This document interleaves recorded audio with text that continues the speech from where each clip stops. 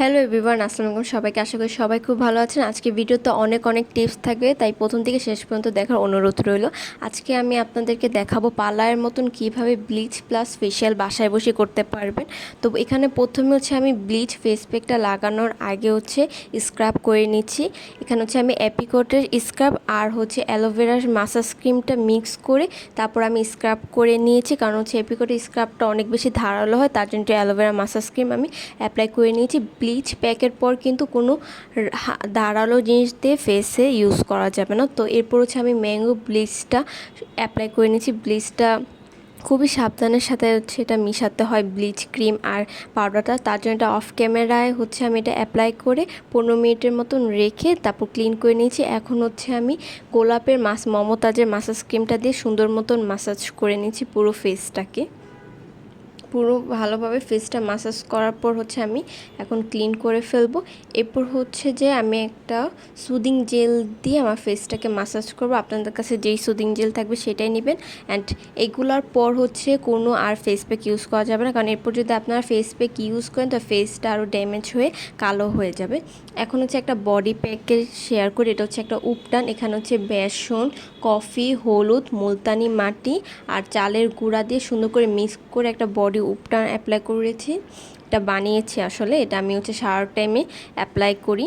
এটা আপনার স্কিনটাকে ব্রাইট করতে অনেক বেশি হেল্প করবে আর সানটেন খুব ইজিলি রিমুভ হয়ে যাবে যে সপ্তাহে আপনারা 3 দিন এটা ব্যবহার করেন। এরপর আজকে যেহেতু পূজা ছিল, তো পূজার একটু ঘোরাঘুরি করতে গিয়েছিলাম। তো আমি কিভাবে সিম্পলভাবে রেডি হই সেটাই দেখাচ্ছে। আমার মতন মনে হয় এত সিম্পলভাবে রেডি কোনো মেয়ে হয় না। তো প্রথমে আমি একটা বিওয়ালের বিউটি থেকে কিনা ময়শ্চারাইজার ক্রিম আগে অ্যাপ্লাই করে নিয়েছি।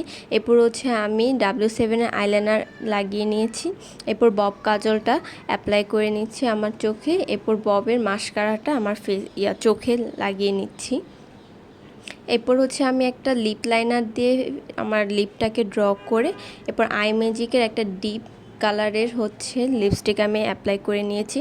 এরপর যে আমি আমার ফেসে সবার লাস্টে ফেস পাউডার দিই, কারণ আমার ফেসটা অনেক বেশি অয়েলি, তো তার জন্য সবার লাস্টে আমি একটা ফেস পাউডার অ্যাপ্লাই করে আমি রেডি হয়ে নিয়েছি। এটা আমার ফাইনাল লুক।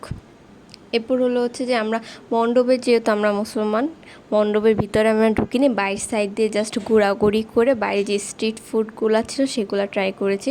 তো প্রথমে ফুচকা ট্রাই করেছিলাম। আমাদের এলাকার মধ্যে এই ফুচকাটা খুব মজা। এটা সেন্ট্রাল উমেন্স কলেজের একটু সামনেই ফুচকাটা সেল করে। এরপর ঘোরাঘুরি করে একটু খাওয়া দাওয়া করে বাসায় চলে এসেছি। বাসায় এসে আমার পেজের যে আমার কেকের একটা বিজনেস পেজ আছে সেটার জন্য মেনু রেডি করেছি। আপনারা অবশ্যই হোমমেড কেক আমার পেজে অর্ডার করতে পারেন। নুজাবি কেক হাউস আমার পেজের নাম। ধন্যবাদ সবাইকে।